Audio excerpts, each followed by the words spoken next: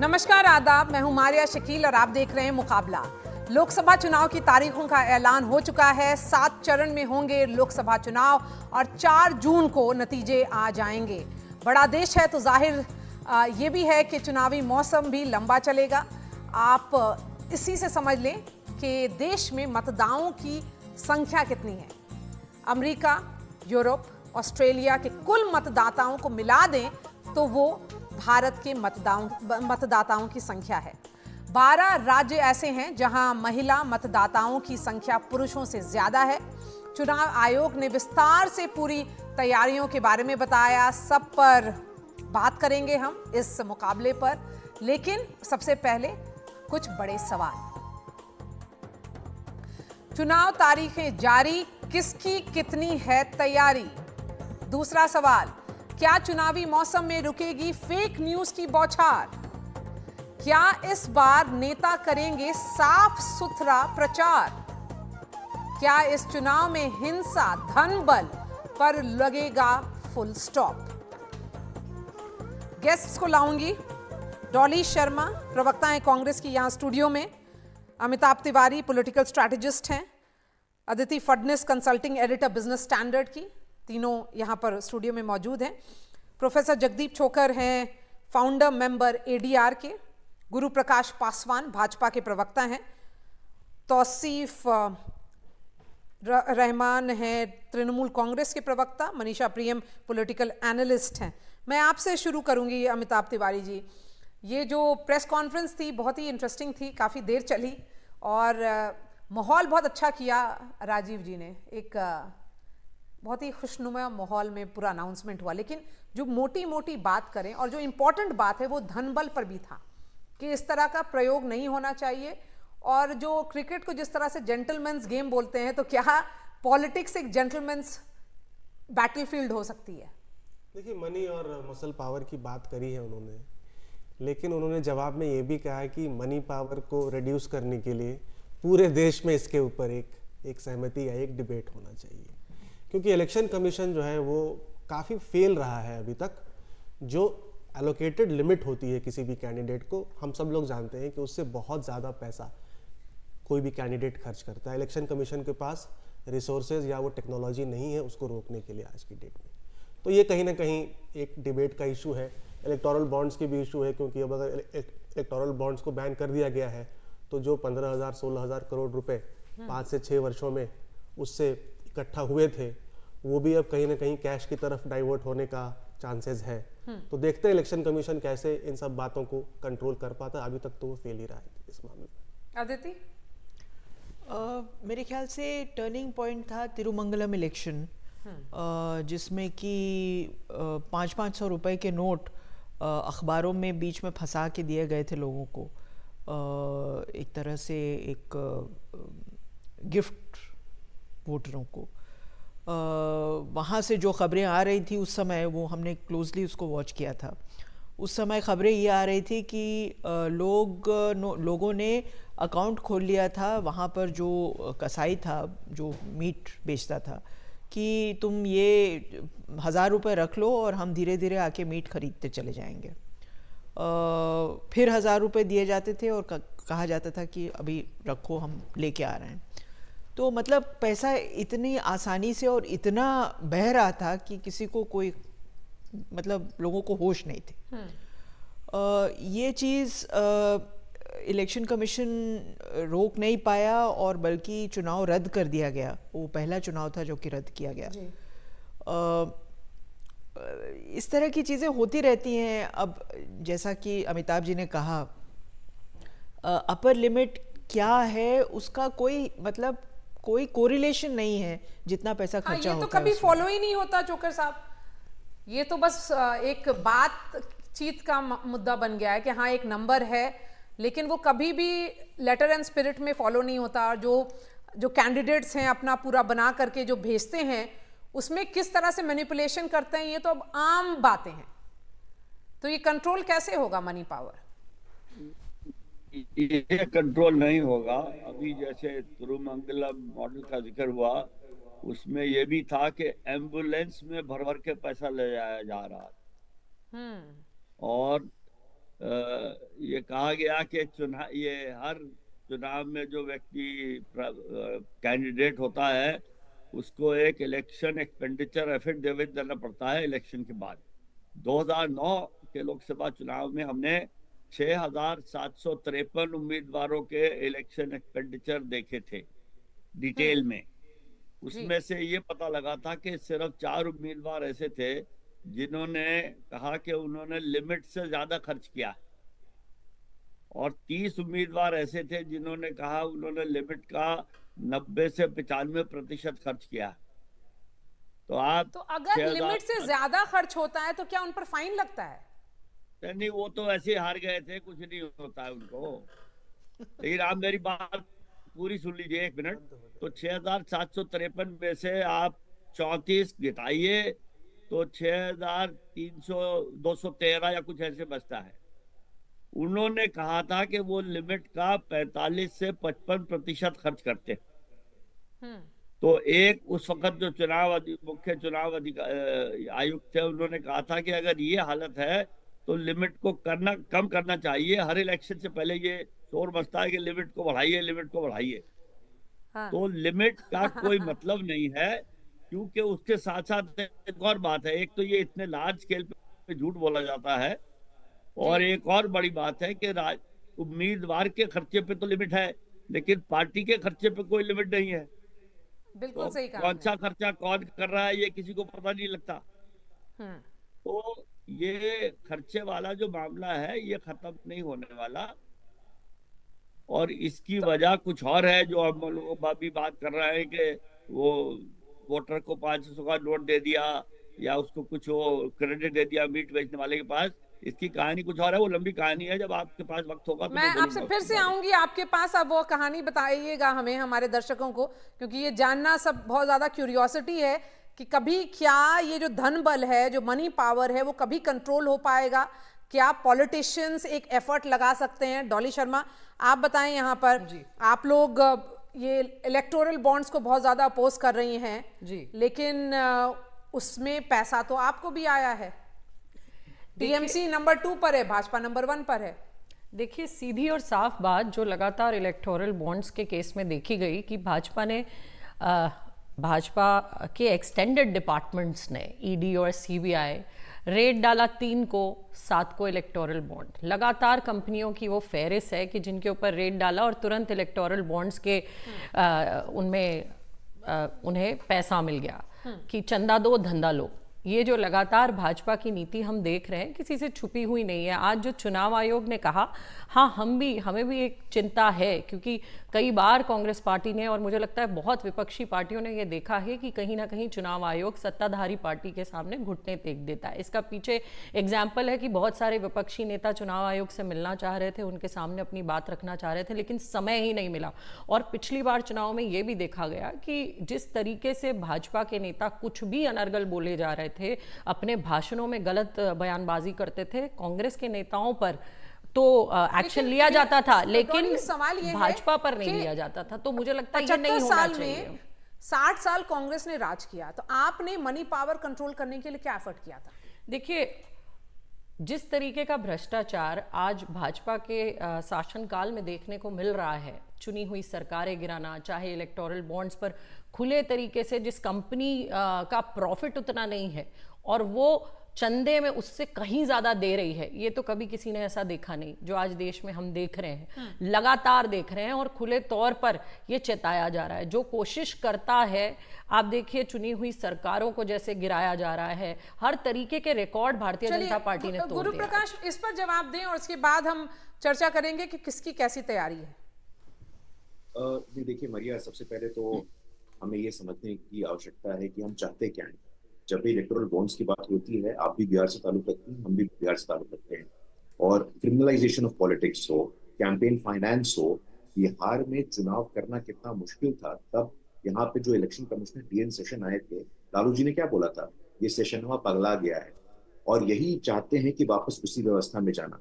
मैं जानता हूँ आपकी कुछ मजबूरियां हो सकती है, चुनाव में ब्लैक मनी कम हो, इस पे एक आमरा है, इस पे कंसेंसस है।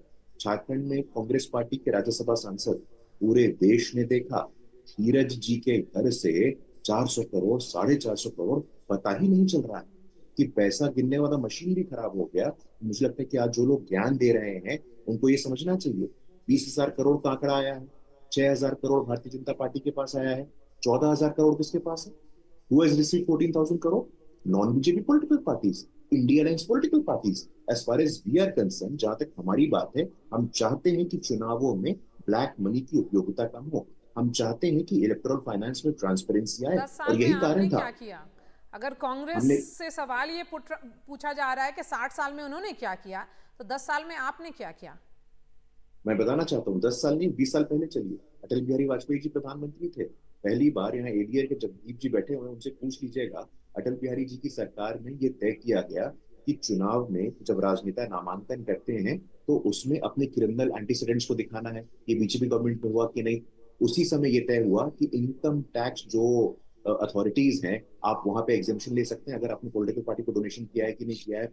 हम लोगों ने ब्लैक मनी को कम करने के लिए इलेक्टोरल बॉन्ड के हम स्कीम को लेकर के आए, और ये स्वीकार किया गया है कि क्या ये परफेक्ट व्यवस्था है, इससे बेहतर कुछ हो सकता है, तो निश्चित रूप से हम उसकी तरफ अग्रसर है। लेकिन 6,000 करोड़ की पार्टी से आप सवाल पूछते हैं, 14,000 करोड़ की पार्टी से सवाल नहीं पूछा जाता है, तो निश्चित रूप से मुझे लगता है कि कैंपेन में, चलिए सवाल इलेक्शन में और ब्लैक बिना मनी कम हो, इस पर नाम आमराय बननी लिए चाहिए। हुए तौसीफ, आपकी पार्टी पर तो सवाल उठा, इलेक्शन कमीशन ने उठाया, तो क्या ये जो पोल वायलेंस है ज़्यादातर बंगाल में क्या हो रहा है? और टीएमसी का डिमांड था कि एक फेज में इलेक्शन हो, वहां पर 7 फेज में चुनाव होगा, जिस तरह से उत्तर प्रदेश और बिहार में हो रहा है। तो क्या पार्टी ये कोशिश करेगी, ये जो पोल वायलेंस के केसेस हमेशा आए हैं और बंगाल से ज़्यादातर आते रहे हैं, उसमें वो किस तरह से कंट्रोल कर सकते हैं आप? देखिए, पोल वायलेंस का जो आप समझ देखेंगे तो वो बहुत अलग अलग चीजों पे आया है। अगर आप 2021 देखेंगे, 2016 देखेंगे या 2014 से भी देखेंगे, तो कई चीज क्रिएटेड था, कई चीज मैनिपुलेटेड था, और कई बार हुआ भी है, इसमें हम बिल्कुल दो राय नहीं रखते हैं। थिंग्स हैव हैपेंड, बिल्कुल हुआ है। मगर सिर्फ आप पोल वायलेंस को लेके आपने 7 कड़ियों में दे दिया, 7 फेज में दे दिया, ऐसे कई अदर राज्य भी हैं, अलग अलग राज्य भी हैं जहाँ पर पोल वायलेंस की शिकायतें बार बार आई हैं। मगर शायद हो सकता है मीडिया इतनी इंटरेस्टेड नहीं थी वो चीज कवर करने की जितने वो बंगाल इंटरेस्टेड थे कवर करने के लिए, तो इसी के लिए। मगर देखिए, सबसे बड़ी बात है कि हम जब 2 या 3 फेज पोल पर करना चाह रहे थे, हम 7 फेज पे नहीं जाना चाह रहे थे, क्योंकि ये इलेक्शन कमीशन को बताया गया था कि 2019 के चुनाव के अगर आंकड़े आप देखते हैं तो वोटर के जो मतदाता है जो उनका वोटर जो टर्न डाउन हुआ है वो नीचे आया है, वो ऊपर नहीं गया था। क्योंकि अगर आप 7 फेज में कर रहे हैं, अलग अलग कॉन्स्टिट्यूएंसी में अलग अलग दिन आपका पोलिंग जा रहा है, तो कहीं ना कहीं लोगों को तकलीफ हो रही है, और लोगों ने शिकायत भी दर्ज किया था, और हमसे भी आकर कहा गया था कि भाई आप लोग ईसी को कहिए कि इनको एक जगह में या 3 चरणों में रखने के लिए। फ्री एंड फेयर इलेक्शन भी तो होगा। है। अगर ज्यादा फेज में इलेक्शन होता है तो ये ये कैसे- डिप्लॉयमेंट ये- बेटर इसका होगा, control उसके क्या वजह है? से जो ये पोल कैसे? वायलेंस है या फेयर इलेक्शन जो नहीं हो रहा है बहुत सारे स्टेट्स में, वो कंट्रोल होगा। तो ये तो वेलकम That's स्टेप not- माना जाना चाहिए। ये वेलकम स्टेप की बात ही नहीं है ना, ये तो भाजपा की बस मैनिपुलेशन है। हमारी आप साफ साफ चीज है, आप देखिए ना, अगर इलेक्शन कमीशन अपने आप को इतना बड़ा, अगर वो कह रही कि हमने बहुत खूबसूरती तौर पे इसको डिजाइन किया, बहुत सही तरीके सटीक तौर पे इसको हमने सामने लाया, तो आप ये भी क्यों नहीं बता रहे कि हमारे पास क्षमता है कि हम 3 फेज में भी कर सकते हैं? ऐसे कई राज्य हैं जो 1 फेज में हो रहा है, कम से कम 20 के ऊपर ऐसे राज्य है जो 1 फेज में हो रहा है। और मैं आपको इलेक्शन कमीशन का ही तत्व बता रहा हूं कि 2017 से लेकर 2023 में ऐसे 11 असेंबली इलेक्शन हुए थे जहां पे 3400 करोड़ की हेराफेरी हुई थी, मगर फिर भी उस राज्य में 1 फेज में इलेक्शन हो रहा है। तो क्या बंगाल को टारगेट किया जा रहा है? क्या बंगाल के लोगों को तकलीफ देने की आपने ठान ली है कि 7 फेज में ही करना है? आपके पास एक ही बहाना है कि भाई वहां पे वायलेंस होता है, वहां पर बहुत चलिए। लड़ाइयां होती हैं, वहां पर संदेश खाली की मैटर आ जाती है। तो गुरु अगर आप इसका देखिएगा जवाब तो दे इसे कि ये जो पूरा फेजिंग हुई है, जिस तरह से इलेक्शन का फेजेस में डिवाइड किया गया है, वो भाजपा को एडवांटेज देने के लिए किया गया है। नहीं, यही मरिया आपके देखिए, विरोधी दल ये बोल रहे हैं। बिल्कुल हाँ है। नहीं, मरिया ऐसा है कि 2009 के आम चुनाव में मैं आपका और आपके दर्शक का ध्यान आकर्षित करना चाहता हूँ। 2009 में total number of registered voters कितने थे? 70 करोड़। 2024 में total number of registered voters कितने हैं? 97 करोड़। 2014 के लोकसभा चुनाव कितने फेजेस में हुए थे? तब तो कांग्रेस पार्टी सरकार में थी। तो कुछ भी आर्गुमेंट दे देना है, मुझे समझ में नहीं आता है। आज ही अभी मैं डिबेट करते हुए देख रहा था कि शाहजहां के भाई गिरफ्त हुए हैं। तो जिस प्रदेश में स्टेट स्पॉन्सर्ड वायलेंस होता है, जिस प्रदेश में स्टेट स्पॉन्सर्ड सेक्सुअल टॉर्चर होता है, जिस प्रदेश में रूलिंग पार्टी का नेता शाहजहां के संरक्षण में दलित और आदिवासी महिलाओं, मैं उनके बीच में नहीं बोल रहा था, मैं उनके बीच में मरिया मैं उनके बीच में मरिया मैं बहस नहीं करता हूँ। हाँ, बहस की बात नहीं है ना, ये प्रोग्राम हो रहा है, तो आप तथ्य रख के बात करिए। तौसीफ, आप जब आप बोल रहे थे तो वो उन्होंने वो कर्टसी एक्सटेंड की थी आपको सुनने की, तो आप भी वही करें प्लीज। हम आपके पास वापस आएंगे, गुरु की बात सुन ले। अरे थैंक यू मरिया। कुछ लोगों को लगता है कि देश संविधान से नहीं शरिया से चलेगा, तो उनका भ्रम टूटना चाहिए। देश में संविधान है और संविधान के संस्कार का परिचय देना चाहिए। अगर रूलिंग पार्टी के नेता शाहजहां के भाई गिरफ्त में आते हैं, रूलिंग पार्टी के नेता शाहजहां के संरक्षण में दलित, आदिवासी, ओबीसी महिलाओं का रेप होता है, तो मुझे लगता है वायलेंस तो है वेस्ट बंगाल में। अगर खेला होबे के नाम पे पश्चिम बंगाल की सड़कों में हिंसा का तांडव देखने को मिलता है, तो चिंता है बंगाल में। और जहां तक 7 फेजेस की बात है, 9 फेजेस की बात है, 2009 में जब 70 करोड़ वोटर के लिए 5 फेजेस हो सकते हैं, 7 फेजेस हो सकते हैं, तो 2024 में जब 97 करोड़ वोटर हैं, लगभग 100 करोड़ वोटर हैं, तो उनके लिए 7 फेजेस होने ही चाहिए। यूपी हो, बिहार हो, वेस्ट बंगाल हो, वहां आवश्यकता है, लेकिन ये चुनाव आयोग का आंतरिक मामला है। मैं आग्रह करता हूं मरे आपके माध्यम से, article 324 of the constitution of India पढ़ना चाहिए। लेकिन तौसीफ, अगर आपको कंसर्न्स हैं, तो क्या टीएमसी इलेक्शन कमीशन इस मुद्दे पर अप्रोच करेगी? देखिए, हमने इलेक्शन कमीशन को पहले कह दिया था और हमने ये रिक्वेस्ट किया था। देखिए, हम वो पॉलिटिकल पार्टी है मारिया कि कल केमिस्ट्री के पेपर है और आज रात को पढ़ना है, ये हमारा वो नहीं। हमने अपने होमवर्क, हमने अपने हर्डल्स पहले से तैयार कर रख चुके हैं कि हमने कहाँ जाना और हमने कैसे फेस करना है। 2011 से तृणमूल कांग्रेस बंगाल पे राज कर रही है और लोगों के दिल पे राज कर रही है। लड़ाई झगड़ा करके राज नहीं कर रही है, हिंदू मुस्लिम करके राज नहीं कर रही है, संदेश खाली को सामने रख के राज नहीं कर रही है, एन मौके में राम मंदिर को लाके राज नहीं कर रही है। सीएए जो 2019 से आने वाला था और 9 बार आपने खुद पोस्टपोन किया है, उस पर राज नहीं कर रही है। तृणमूल कांग्रेस अगर बंगाल में राज कर रही है मारिया, तो वो स्कीम्स में राज कर रही है और पब्लिक की दुआ से राज कर रही है। आपकी केमिस्ट्री की भी तैयारी अच्छी है और सारे इश्यूज की तैयारी अच्छी है, सारे सब्जेक्ट की अगर तैयारी अच्छी है, तो फिर कोई दिक्कत नहीं होनी चाहिए कि वो अगर एक फेज में चुनाव हो या 7 फेज में हो। मारिया, हमारे लोगों के पास शिकायत है और वो लोग हैं जिन्होंने भाजपा को भी आशीर्वाद दिया था 2019 में। वो लोग हैं जिन्होंने भाजपा को सवाल 2 और है जो हम आगे शुरू करते हैं मनीषा प्रियम से। मनीषा प्रियम, किसकी कैसी तैयारी है?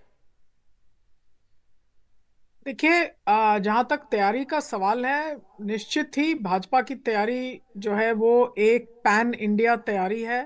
और प्रधानमंत्री जो हैं वो अब भारतीय जनता पार्टी के मुख्य लीडर के रूप में देश के जितने भूखंड हैं, मैं पिछले कुछ दिनों में नॉर्थ ईस्ट में रही, असम में रही, शिलोंग में रही, न्याय यात्रा भी वहां निकली थी, लेकिन आप देखिए कि प्रधानमंत्री वहां राइनोसरस के साथ कई डेवलपमेंट प्रोजेक्ट्स इनॉग्रेट करते हुए दिखे, और जो मेमोरीज वहां है वो प्रधानमंत्री के आने की हैं। आप जम्मू कश्मीर जाइए, वहां भी लोगों ने याद किया कि प्रधानमंत्री अभी तुरंत यहाँ से गए हैं। सदर्न स्टेट्स में आप जाइए तो वहां भी यही चर्चा चल रही है। बिहार से किसी को आप पूछिए तो कहते हैं हम तैयारी कर रहे हैं, प्रधानमंत्री आने वाले हैं। तो इलेक्शन अनाउंसमेंट के पहले ही प्रधानमंत्री कैंपेन करेंगे या आने वाले हैं, इसका बज़ एक पैन इंडिया है। वहीं दूसरी तरफ जो न्याय यात्रा की बात की गई थी वो चुनाव की तरफ इंगित नहीं है, और कोई भी इलेक्शन का बज़ जो है वो न्याय यात्रा की तरफ नहीं है। तो सवाल वहां ये हो रहा है कि राहुल गांधी का इमेज इंप्रूव हुआ कि नहीं हुआ। It's a very personalised question. Nobody is asking the question कि कितने सीट पर कांग्रेस पार्टी लगी, उसके अपने जीतने की उम्मीदें कितनी हैं। और जो इंडिया अलायंस की जहां तक बात थी, इंडिया अलायंस जो है वो एक पैन इंडिया प्रेजेंस नहीं है, और कई जगह खास करके बिहार जैसे राज्य में इंडिया अलायंस की शुरुआत जिन नेताओं ने की, वो जब तक चुनाव आया है तब तक वो पूरा का पूरा बॉर्डर लाइन पार करके और उधर जा चुके हैं। तो तैयारी मैं खुल के कहूंगी कि प्रधानमंत्री द्वारा भाजपा का जो नेतृत्व कर रहे हैं उसकी तैयारी ज्यादा अच्छी है, लेकिन हर चुनाव एक चुनाव है और देखना होगा कि चुनाव की बिसात इस लिहाजे कैसी दिखती है। तैयारी तो यह है, लेकिन चुनाव की बिसात कैसी दिखती है वो हम ये सही कहा कि नीतीश कुमार जो सूत्रधार थे इंडिया के, अगर वही चले गए तो क्या इंडिया बचा हुआ है या इंडिया खत्म हो चुका है? इंडिया ग्रुप की बात कर रही हूँ। डॉली, सवाल ये जरूर है कि राहुल गांधी की न्याय यात्रा पार्ट 2 खत्म हो गई जी, और कल बड़ी रैली होने वाली है महाराष्ट्र में, लेकिन इस न्याय यात्रा से अचीव क्या हुआ कांग्रेस ने, क्या क्या पाया कांग्रेस ने, और खोया तो क्योंकि जहां जहां से वो गुजर रहे थे उनके जो सहयोगी दल थे वो छूटते जा रहे थे। देखिए, सबसे बड़ी बात है, और हमारे नेता ने लगातार कहा कि ये न्याय यात्रा देश के आम इंसान के लिए है, गरीब किसान के लिए है, उस बेरोजगार युवा के लिए है, उन महिलाओं के लिए है, और महंगाई की मार से परेशान हर उस इंसान के लिए है जो जिसकी आज कमाई तो बढ़ नहीं रही है, बेरोजगारी चरम पर वो देख रहा है, हर परिवार बेरोजगारी को देख रहा है, जूझ रहा है, झेल रहा है। तो हर उस व्यक्ति से वो मिले, लेकर मणिपुर से और आज मुंबई तक लाखों की भीड़। राहुल गांधी जी, कल भी आपने नासिक में देखा होगा जिस तरीके से जनता का रिस्पांस मिल रहा है। और मैडम अभी बिहार के बारे में बात कर रही थी, तो मैं बताऊं कि लाखों की भीड़ बिहार के गांधी मैदान में इसी इंडिया अलायंस को देखने के लिए और सुनने के लिए खड़ी हुई क्या थी। ये जो भीड़ है, आपको कॉन्फिडेंस है कि ये ट्रांसलेट होगी वोट्स? बिल्कुल बिल्कुल, क्योंकि आप देखिए 45 साल में युवा आज सबसे ज्यादा बेरोजगारी से जूझ रहा है। किसान आज जब दिल्ली कूच करता है प्रधानमंत्री से मिलने के लिए तो उसके आगे कीलें बचाई जाती हैं। अगर भारतीय जनता पार्टी ने इतना सब कुछ किया है तो क्यों देश के किसानों से नहीं मिलते और उनका सम्मान नहीं करते? आज महिलाओं के साथ अपराध में देखिए उत्तर प्रदेश नंबर 1 पर आ गया, भाजपा शासित राज्य है ना। और ऐसे ही लगातार ये फहरिस्त, महंगाई जहां कहा था 2 रुपए का आप लोगों को जुमला थमाकर महंगाई से आप जो उनकी कमर तोड़ रहे हैं लगातार, वो छुपा नहीं सकते आप। कि इनका जो मुद्दा है महंगाई है, क्योंकि महंगाई का आपके पास कोई जवाब नहीं है। मरिया, आपने तय कर दिया कि महंगाई का हमारे पास कोई जवाब नहीं है, देश की जनता को तय करने दीजिए। मैं तो बताता हूँ, मैं चुनौती देता हूँ कि कांग्रेस के 10 साल और बीजेपी के 10 साल, एनडीए यूपीए के 10 साल देखें, एवरेज महंगाई का दर मुझे बताइए और एवरेज बेरोजगारी का दर मुझे बताइए, और तुलना कर दीजिए कि महंगाई का दर आपके यहाँ एवरेज कितना था, बेरोजगारी का दर हमारे यहाँ एवरेज कितना था। हम तो चाहते हैं आपसे डिबेट कर रहे हैं। अरे हम दर तो छोड़िए, आप बताइए 400 मैं रुपए बीच का में नहीं बोलता सिलेंडर हूँ, मैं ऐसा सस्ता है या 1200 रुपए का सस्ता मरिया, है? वो स्टूडियो में बहुत हुई बैठे हैं तो महंगाई की चिल्ला मार अब सकते की हैं। बार मोदी सरकार। मरिया, अगर 1200 बहस रुपए का करवाना है तो मैं सिलेंडर बहस कर सस्ता सकता होगा हूँ। और 400 का महंगा। मरिया, मैं शांत हो जाता हूँ बुलवाली के से। मरिया, अगर बात ढंग से हो तो ठीक है, आपने बोला सबने सुना। मुकाबला का मतलब ये नहीं है कि आप एक दूसरे के ऊपर बोले, सबको मौका मिल रहा है बात करने का। तो अभी पहले गुरु प्रकाश पासवान का टर्न है। गुरु बोलिए। बिल्कुल बिल्कुल, ये कह दिया जाता है मीडिया के बारे में, और यहाँ रूलिंग पार्टी का व्यक्ति बैठा है, वो सबको शांति से सुन रहा है। जब रूलिंग पार्टी का व्यक्ति बोल रहा है तो उसको लगातार हस्तक्षेप का सामना करना पड़ रहा है। मैं तो फैक्ट बेस्ड बात कर रहा हूँ मरिया, मैं तो तथ्यों के आधार पर बात कर रहा हूँ। या आप मुझे यूपीए के 10 साल का महंगाई का दर का एवरेज बताइए, आप मुझे यूपीए के दर का 10 साल का बेरोजगारी का एवरेज दर बताइए, और देख लीजिए जाके तुलना करके कितना है। आज ईपीएफओ में 30 करोड़ से ज्यादा रजिस्ट्रेशन किसका है? सरकारी नौकरियों का है। 55 करोड़ से अधिक बेनिफिशियरी मुद्रा के बेनिफिशियरीज का है, जो अपना लोन लेकर के स्वरोजगार कर रहे हैं, सेल्फ एम्प्लॉयमेंट कर रहे हैं। मैं तो चाहता हूं मुद्दा ये हो, लेकिन आप ही बार बार प्रधानमंत्री जी का परिवार, प्रधानमंत्री जी की जाति, वो नीच आदमी है, चाय बेचे आकर के आप ही चुनाव के विमर्श को इतना सतही कर देते हैं। चुनाव का डिस्कोर्स इंफॉर्मेटिव हो, चुनाव का डिस्कोर्स पॉजिटिव हो। हमने तो पेश किया है कि आने वाले 25 सालों में देश विकसित भारत कैसे बने, हम उसका रोड मैप लेकर के जनता के बीच में गए हैं। आपका रोड मैप क्या है? इसकी जाति क्या है? मीडिया वालों की जाति क्या है? लगातार आप जाति के नाम पे, क्षेत्र के नाम पे, भाषा के नाम पे ऐसा हिंसा करते हैं, समाज में ऐसा भेदभाव पैदा करना चाहते हैं, और इस कारण आप एक्सपोज हो गए हैं। आज भारत की 140 करोड़ जनता ने आपको देखा है, आपके पार्टी ने आपको देखा है। लाइन से फहरिस्त देखिए, आरपीएन सिंह उत्तर प्रदेश में, महाराष्ट्र में अशोक चौहान, असम में हेमंत बिस्व शर्मा, मध्य प्रदेश में ज्योतिरादित्य सिंधिया। ऐसा नाम बोलते रहेंगे मरिया, आपका शो खत्म हो जाएगा। जिस पार्टी ने अपने नेता को संभाल के नहीं रखा, जिस पार्टी के नेता, आप देखिए हड़बड़ाइए मत भैया, व्याकुल मत होइए। और आपके सांसद मरिया, लगातार 2 और लोगों को पार्टी बुला छोड़ रहे हैं, लीजिए, उस पर भी जवाब मरिया, दीजिए। 2 और लोगों को बुलवा लीजिए। अगर इतना अच्छा कर रहे हैं तो आपके सांसद, सिटिंग सांसद क्यों पार्टियां छोड़ कर जा रहे हैं? तौसीफ, क्या इंडिया ब्लॉक अब यूनाइटेड है? पहले सवाल ये, क्योंकि ममता बनर्जी ने अपनी लिस्ट ऑलरेडी और कैंडिडेट्स रिलीज कर दिया है, कैंडिडेट्स को भी परेड कर दिया है। तो क्या इंडिया ब्लॉक अभी एग्जिस्ट कर रहा है इस इलेक्शन में? पहला सवाल। दूसरा सवाल ये है कि क्या इंडिया का कुछ एजेंडा है, क्या नैरेटिव है? अब अगर आप मोदी इंडिया ब्लॉक हटाओ, की बात मोदी करें को तो हराना कोई नैरेटिव नहीं हो सकता। ये देखिए, मोदी को हटाओ ये एक नारा बोलकर चीज नहीं है, इसमें बहुत सारी चीजें हैं हमारे। अगर आप इंडिया ब्लॉक की बात करेंगे तो रीजनल पार्टीज अपनी लड़ाई लड़ रही, और ये पहले ही कह दिया गया था, साफ कर दिया गया था कि रीजनल पार्टीज अपनी लड़ाई लड़ेंगी, और कांग्रेस जो नेशनल लेवल पर है, काफी खूबसूरत तौर पर है, वो अपनी लड़ाई लड़ रही है। मगर आप बार बार जब ये बात उठता है कि सिर्फ मोदी को हटाओ, तो हम क्यों कहते हैं मारिया? इसमें कोई स्पीच नहीं दे रहा हूं मैं। आज के देश में, हमारे देश में एक ऐसा मशवरा बन गया है, या ऐसा कोई फेज आ गया है कि जहां एक लोग दूसरे लोगों से डरने लग गए। आपके पड़ोसी में कौन फ्लैट खरीद रहा है, लोग उससे डरने लग गए।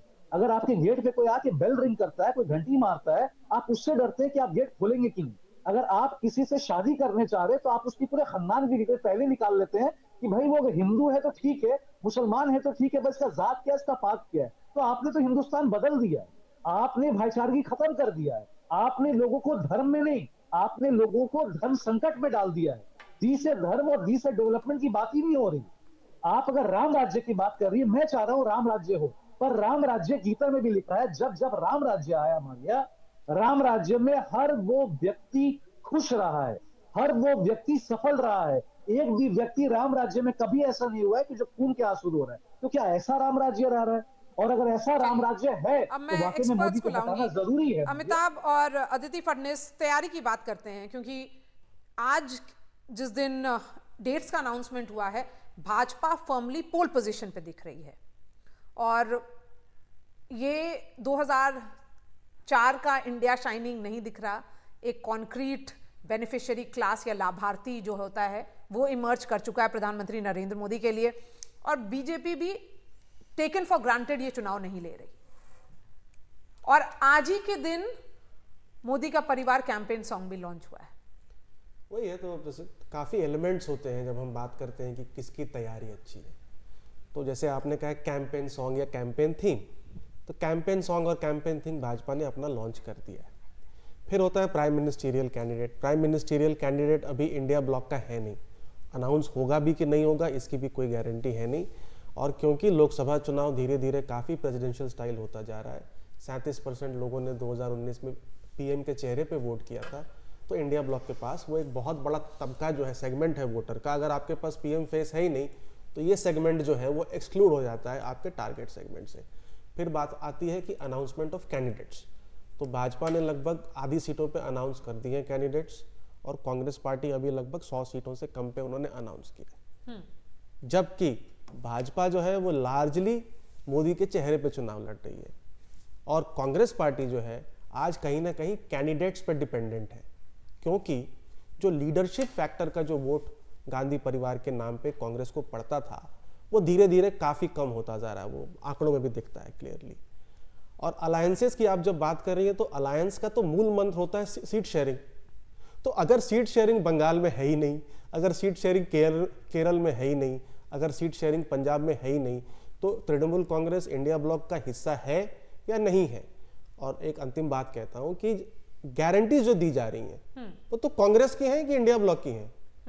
कांग्रेस की गारंटी है, वो इंडिया ब्लॉक की तो है नहीं। हाँ, तो कॉमन मिनिमम प्रोग्राम है ही नहीं, कॉमन एजेंडा है ही नहीं। टीएमसी अपना मैनिफेस्टो लॉन्च करेगी, आप शायद अपना मैनिफेस्टो लॉन्च करेंगे। तो ये अलायंस ऑफ कॉन्ट्रडिक्शंस है। Politics is the art of managing contradictions, but India block इसको मैनेज नहीं कर। और मे बी इंडिया ब्लॉक का अनाउंसमेंट अदिति पोस्ट पोल सिनेरियो में हो सकता था, और 1-to-1 जो मार्किंग की बात की गई थी, जिस तरह से लोग ने तैयारी की थी, वो फिजल आउट हो चुका है शुरू ही में। देखिए, जब आप बहुत ज़्यादा महत्वाकांक्षी और अपेक्षाओं को बहुत ज़्यादा बढ़ाएंगे तो जाहिर है कि आपको निराशा का सामना देखना पड़ेगा। हमने ये सुना था कि इंडिया ब्लॉक इकट्ठा हो रहा है, सब लोग आपस में 1 against 1 लड़ेंगे वगैरह वगैरह। अगर उस समय ये सब नहीं कहा जाता तो इतनी निराशा नहीं होती लोगों को। हमें ये नहीं भूलना चाहिए कि चाहे कुछ भी, मतलब प्रधानमंत्री भगवान है, ये बहुत सारे लोग मानते हैं। लोग ऐसे भी हैं जो मानते हैं कि जो उनकी उम्र है वो उनको लग जाए, प्रधानमंत्री को लग जाए। उस लेवल का एडोरेशन और डिवोशन है। लेकिन ये भी सच है कि बहुत सारे लोग भयभीत हैं, आतंकित हैं, और बहुत सारे लोग ये भी मानते हैं कि उनकी ज़िंदगी में कोई ऐसा विशेष बदलाव नहीं आया है। एक तरह से निराशा भी है कि आगे आने वाले समय में क्या होगा। ये हमको पार्लियामेंट्री एक्सप्रेशन में नहीं दिखाई दे रहा है, ये ज़मीन पर दिखाई दे रहा है।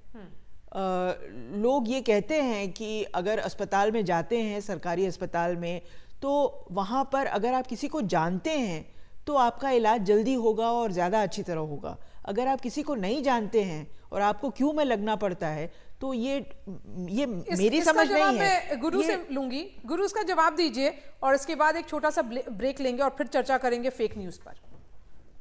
नहीं, देखिए मरिया, अभी तौसीफ भी कह रहे थे और अभी हमारी वरिष्ठ पत्रकार अदिति जी ये भी कह रही थी कि डर का माहौल है, और खासतौर पे एक विशेष समाज की तरफ इंगित करके मुझे लगता है कि ऐसा बार बार आरोप लगता है। देखिए मरिया, आज की तारीख में पिछले 10 वर्षों में, मैं तथ्यों के आधार पे बात करता हूँ, पसमंदा मुसलमानों में जो पिछड़ा है उसकी चर्चा कब शुरू हुई?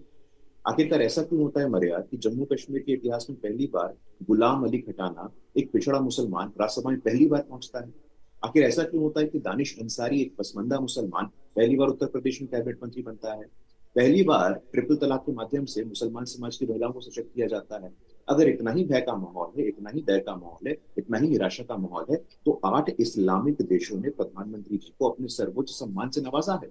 इतना ही भय का माहौल है तो वेलफेयर में 40% से अधिक मुसलमान समाज की लड़कियां आज स्कूल जा रही हैं, शिक्षा प्राप्त कर रही हैं। तो मुझे लगता है इस नैरेटिव से कि डर का माहौल, निराशा का वातावरण, ये बिल्कुल कुछ बुनियादी समस्याएं हैं। मैं सहमत हूं आपसे, लेकिन हम प्रयास कर रहे हैं। आयुष्मान भारत की वजह से आज जिसके करोड़ों में बेनिफिशियरीज हैं, आज हर एक व्यक्ति 5 लाख तक का अपना सरकारी इलाज कर सकता है।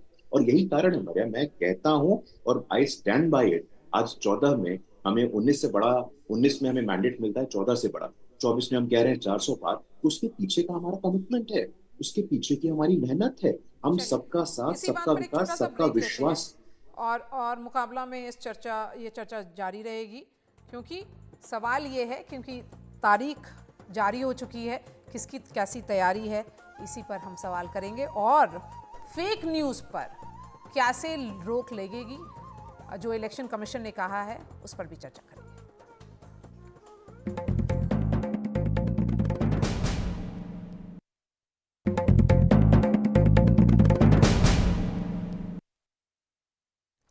ब्रेक के बाद आपका स्वागत है और सवाल ये है कि फेक न्यूज़ कैसे रुकेगा इस चुनाव में। सबसे पहले मैं आपसे पूछूंगी, चोकर साहब, कैसे रुकेगा फेक न्यूज़, किसकी जिम्मेदारी होगी? देखिए, इससे पहले कि मैं फेक न्यूज पर आऊं, जो पिछला सत्र आपकी डिबेट का था उसमें मैंने सब कुछ सुना, लेकिन मुझे 2 चीजों के बारे में कहना है जहां मेरे ख्याल में एक फैक्चुअल गलतियां थी। एक तो ये कहा गया कि इलेक्टोरल बॉन्ड में 20,000 रुपए का चंदा मिला है और उसमें से 6,000 सत्तारूढ़ दल को मिला है। जहां तक मेरी जानकारी है, इलेक्टोरल बॉन्ड में 16,000 का चंदा मिला है और 20,000 का नहीं मिला है। ये मेरे ख्याल में गलती है, हो सकता है मेरी सूचना गलत हो। दूसरी बात जो कि ज्यादा मेरे ख्याल में इम्पोर्टेंट है, जिसके बारे में मैं पूरी तरह पक्की तरीके से कह सकता हूँ, ये कहा गया कि क्रिमिनल केसेस को डिस्क्लोज करना अटल बिहारी वाजपेयी जी की सरकार में हुआ।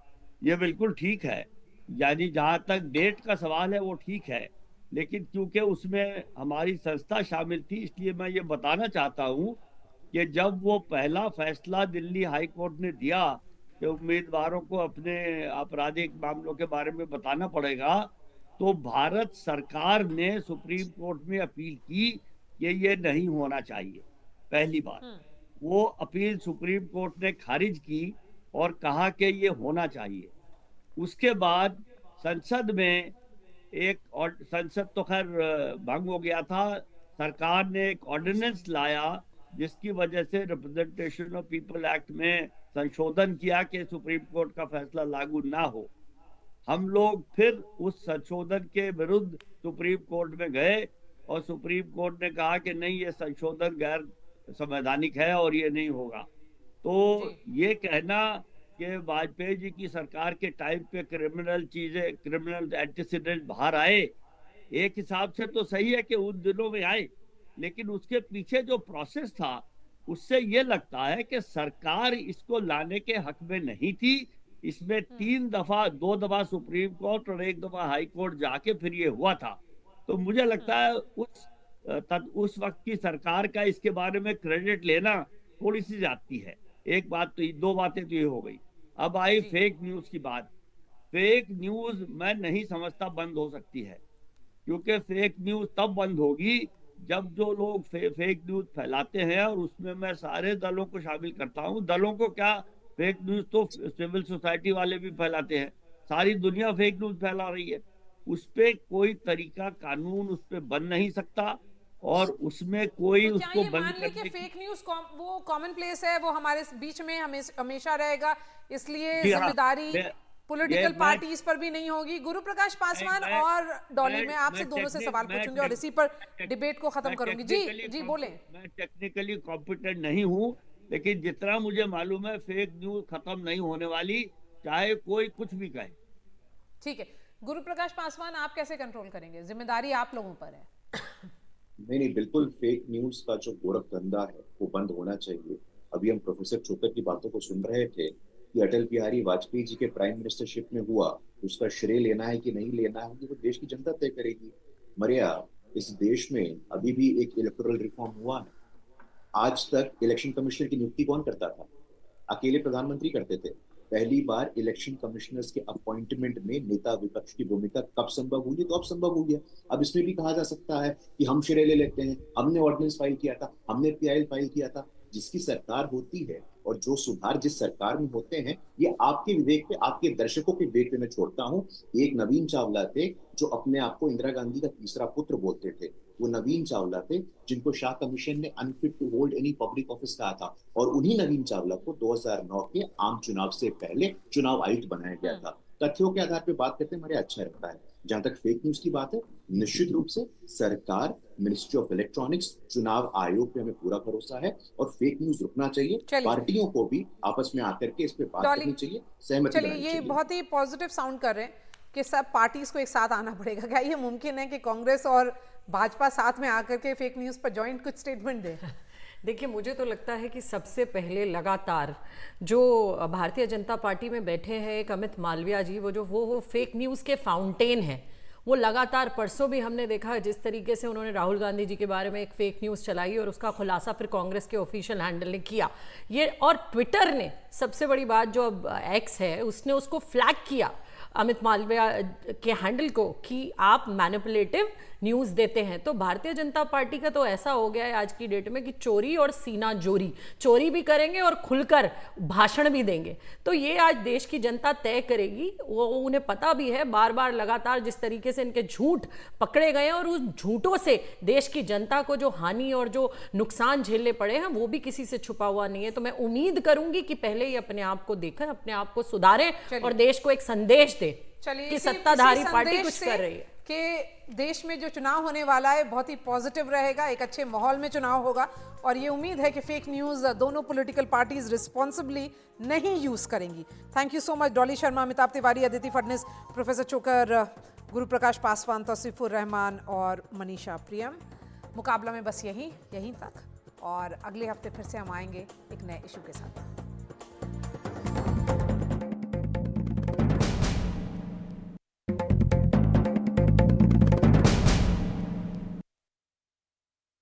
पोल वायलेंस का जो आप समझ देखेंगे तो वो बहुत अलग अलग चीजों पे आया है। अगर आप 2021 देखेंगे, 2016 देखेंगे या 2014 से भी देखेंगे तो कई चीज क्रिएटेड था, कई चीज मैनिपुलेटेड था, और कई बार हुआ भी है। इसमें हम बिल्कुल दो राय नहीं रखते हैं। थिंग्स हैव हैपेंड, बिल्कुल हुआ है। मगर सिर्फ आप पोल वायलेंस को लेके आपने 7 कड़ियों में दे दिया, 7 फेज में दे दिया। ऐसे कई अदर राज्य भी हैं, अलग अलग राज्य भी, जहाँ पर पोल वायलेंस की शिकायतें बार बार आई हैं, मगर शायद हो सकता है मीडिया इतनी इंटरेस्टेड नहीं थी वो चीज कवर करने की जितने वो बंगाल इंटरेस्टेड थे कवर करने के लिए।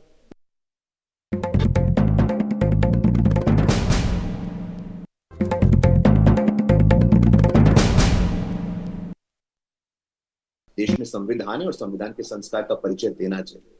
अगर रूलिंग पार्टी के नेता शाहजहां के भाई गिरफ्त में आते हैं, रूलिंग पार्टी के नेता शाहजहां के संरक्षण में दलित, आदिवासी, ओबीसी महिलाओं का रेप होता है, तो मुझे लगता है वायलेंस तो है वेस्ट बंगाल में। अगर खेला होबे के नाम पे पश्चिम बंगाल की सड़कों में हिंसा का तांडव देखने को मिलता है तो चिंता है बंगाल में। और जहां तक 7 फेजेस की बात है, 9 फेजेस की बात है, 2009 में जब 70 करोड़ वोटर के लिए 5 फेजेस हो सकते हैं, 7 फेजेस हो सकते हैं, तो 2024 में जब 97 करोड़ वोटर हैं, लगभग 100 करोड़ वोटर हैं, तो उनके लिए 7 फेजेस होने ही चाहिए।